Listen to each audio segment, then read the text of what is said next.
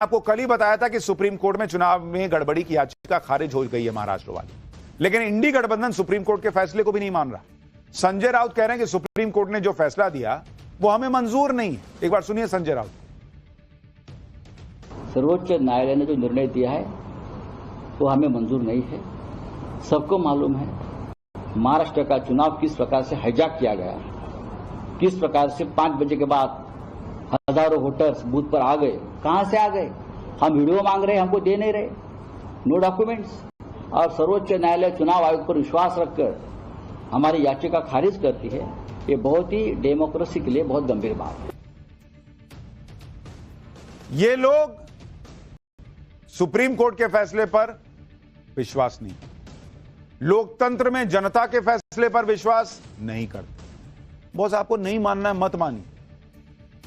अगर आपकी सीटें नहीं आ रही हैं तो अपने अंदर झांकने के बजाय तुम गलत तुम गलत तुम गलत बोलने से क्या हो जाएगा। एक तरफ तो ये सुप्रीम कोर्ट को नहीं मान रहे, दूसरी तरफ चुनाव आयोग को धमकी दे रहे। राहुल गांधी ने कहा कि चुनाव आयोग जो कर रहा है उसका हिसाब होगा, जब इंडी गठबंधन की सरकार बनेगी तो चुनाव आयुक्तों को हम देख लेंगे। देखिए एक बार जरा सुनिए राहुल गांधी क्या कह रहे हैं। अब आप अच्छी तरह सुनिए, और ये जो इलेक्शन कमीशन बैठे हैं, इलेक्शन कमिश्नर बैठे हैं, इन तीनों से मैं कह रहा हूं आप एक बात समझ लो, मोदी जी की सरकार है वो सब ठीक है।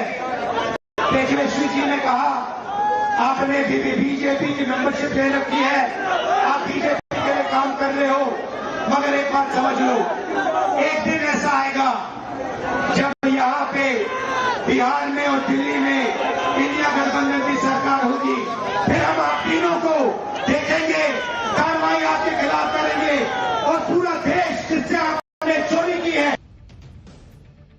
कई लोग तो ये भी पूछ रहे हैं सोशल मीडिया पे कि जो आदमी प्रधानमंत्री है भी नहीं वो अभी से धमका रहा है कि भाई मैं आऊंगा अगर सत्ता में तो मैं तीनों को देख लूंगा, चुनाव आयुक्त को देख लूंगा, इनको देख लूंगा, उनको देख लूंगा। और जो व्यक्ति अभी प्रधानमंत्री है वो कुछ क्यों नहीं करते।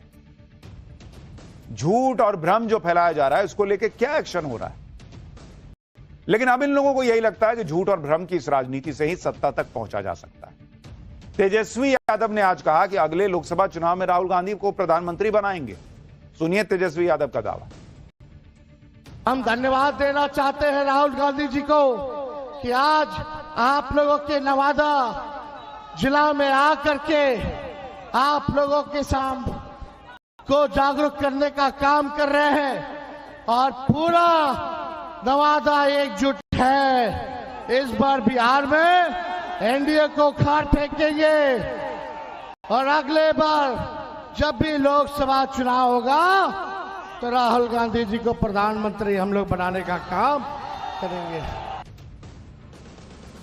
यानी माहौल तो खूब बनाया जा रहा है, लेकिन जिसे मुद्दा बनाकर माहौल बनाया जा रहा है वो मुद्दा इनका एक्सपोज होता चला जा रहा है। बिहार में अपनी यात्रा के दौरान राहुल गांधी उन लोगों से मिल रहे हैं जिनके बारे में दावा किया जा रहा है कि ये इनके नाम वोटर लिस्ट से काट दिए गए। औरंगाबाद में राहुल गांधी ने ऐसी ही एक महिला वोटर रंजू देवी से मुलाकात की थी। ये रंजू देवी ने राहुल गांधी और तेजस्वी यादव से कहा था कि उनके परिवार के 6 लोगों के नाम वोटर लिस्ट से काट दिए गए।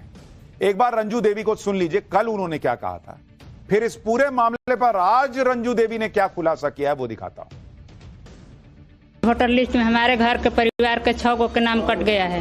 आप पहले थे उस पे? जी पहले थे। ये नया वाला जो बना लिस्ट उसमें नहीं आया है। आपने कितनी बार वोट दिया है? मतलब कितने चुनाव में आपने वोट दिया है? हम दिए हैं सर 4-5 बार। 4-5 वोट दिए। जिन रंजू देवी से राहुल गांधी ने मुलाकात की थी और वोटर लिस्ट से नाम कटने का आरोप लगा था, उसकी सच्चाई तो कुछ और ही निकली। खुद रंजू देवी ने सामने आकर सच्चाई बताई। रंजू देवी के मुताबिक गांव के वार्ड मेंबर और सचिव उनके पास आए, वोटर लिस्ट दिखाते हुए कहा कि आपके परिवार के 6 लोगों के नाम काट दिए गए।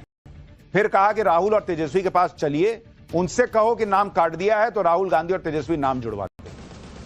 यानी पूरा मामला सेट करके बनाया गया था। सुनिए रंजू देवी खुद खुलासा कर रही हैं और बता रही हैं कि उनका नाम तो कटा ही नहीं था, ये तो माहौल बनाया गया। वार्ड जो है और पंच हैं, अरे वार्ड और सचिव हैं, वो दोनों निकाल के लिस्ट लाए और उसमें हमको बोले आपको 6 आदमी के नाम नहीं है, चलिए वहाँ पर आ रहे हैं राहुल गांधी तेजस्वी यादव, उनसे मिल लीजिए और अपना नाम जुड़वा लीजिए। तो हम लोग देहात के औरत हैं, गंवार लोग हैं, जो जैसा कहता है वही ना सुनेंगे। हम लोग गए वहाँ, तो वहाँ भी बोला उन लोग के बोलना राहुल गांधी से कि हम लोग के 6 आदमी के नाम नहीं है, पुराना लिस्ट में था, नया वाला में नहीं है। तो वही बात हम वहाँ जाकर बोले हैं। अभी आपको बीएलओ के द्वारा दिखाया गया लिस्ट नया वाला जो 1 अगस्त 2025 को प्रकाशन हुआ है, उसमें अपना नाम अपना पाया? हाँ, और अपने परिवार के सदस्यों का नाम पाया आपने? सबको नाम पाया। बताइए, रंजू देवी खुद बता रही हैं कि कैसे बिहार की मासूम जनता को बरगला के और वहां जो फोटो अब चल रहा था उसमें बाइट ले ली गई कि भाई मेरे तो 6 लोगों का नाम नहीं, और इसके आधार पर वोट चोरी का माहौल बन रहा है। राहुल गांधी के आरोपों का फैक्ट चेक खुद रंजू देवी ने कर दिया। रंजू देवी कह रही हैं कि वो गांव की औरत है, जो बोलने के लिए बोला गया बोल दी, उतना नहीं समझी कि क्या तिकड़म ये लोग कर रहे हैं। राहुल गांधी की वोटर अधिकार यात्रा को लेकर बिहार में लोग कितने गंभीर हैं, ये अब सामने आने लगा है। कांग्रेस दावा कर रही है कि बिहार में राहुल गांधी की यात्रा में भारी भीड़ आ रही है। लोग राहुल गांधी को सुन, कहीं भीड़ है कहीं नहीं भी है। बिहार चुनाव में राहुल गांधी लेकिन लगे हुए हैं। इससे पहले अभी उपराष्ट्रपति का चुनाव होना है। नरेंद्र मोदी ने पहले ही उपराष्ट्रपति चुनाव पर बड़ा दाव चलते हुए विपक्ष को फंसा दिया था। आज इंडी गठबंधन ने भी अपना कैंडिडेट घोषित किया और खुद फंस गए। इंडी गठबंधन ने उपराष्ट्रपति चुनाव के लिए बी सुदर्शन रेड्डी को अपना उम्मीदवार बनाया। बी सुदर्शन रेड्डी का मुकाबला एनडीए के सीपी राधाकृष्णन से होगा, जिनके नाम का ऐलान कल ही बीजेपी ने कर दिया था। इंडी गठबंधन ने बी सुदर्शन रेड्डी को उपराष्ट्रपति पद के लिए कैंडिडेट घोषित किया। लेकिन इनके बारे में भी आपको बताता हूं, B Sudarshan Reddy Supreme Court के जज रह चुके हैं।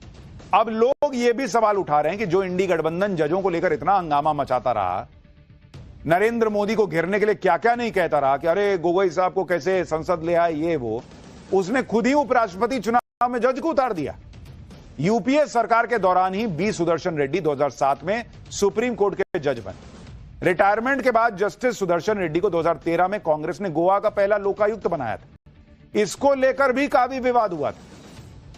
जस्टिस सुदर्शन रेड्डी की गोवा के लोकायुक्त के पद पर नियुक्ति की पारदर्शिता पर सवाल उठे थे।